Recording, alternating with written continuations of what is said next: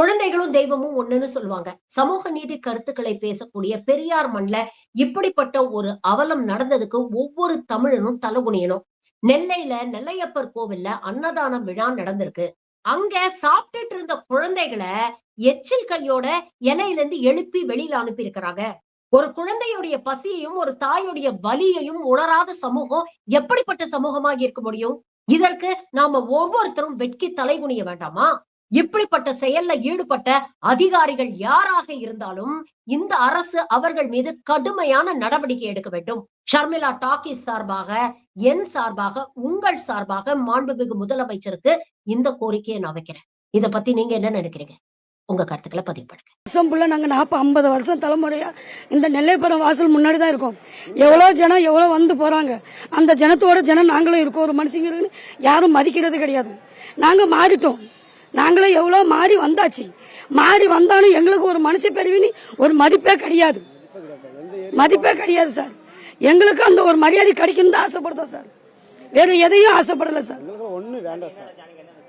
நேத்து குழந்தைங்க சாப்பிட பசியோட போயிருக்காங்க சார். பசியோட இருந்த சாப்பிடுற பிள்ளைங்களை அப்படி எச்சு கையோட தூக்கி வெளியே விடுதாங்க.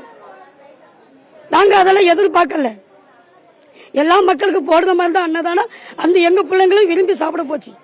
நாங்க வருஷம் ஃபுல்லா இந்த நெல்லைப்பரம் வாசல் முன்னாடி தான் இருக்கோம். எவ்வளவு ஜனம் வந்து பாத்துட்டு போறாங்க.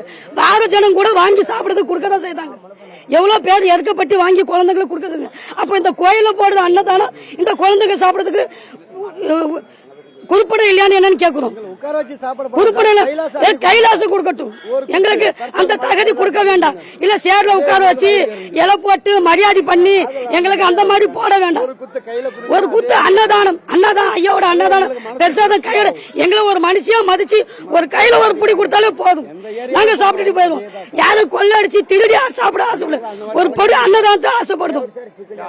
எங்க போனாலும் இந்த ஒரு மரியாதை இல்லாம தான் எங்களுக்கு நாயோட சமமா வெட்டி அடிக்காங்க. எங்களுக்கு ஒரு மரியாதை மதிப்பு கிடையாது. நாங்களும் ஓட்டு இலை எல்லாம் போடதான் செய்தோம். நாங்களும் மனுஷங்க சரி சமமா வாழதான் செய்தோம். அப்படியே கொஞ்சம் கொஞ்சமா மாறி எங்க மக்கள் மாறி வந்தாச்சு. தமிழ் தெரியாது. தமிழ் தெளிவா பேசுவாங்க. படிக்க சொன்னாங்க, படிக்க வைக்கிறோம்.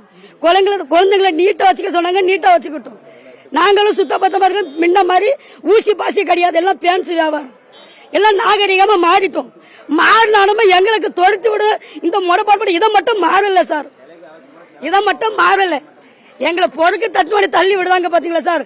இதை மட்டும் நாங்க மாத்திட்டோம். எவ்வளவு மாத்திட்டோம்.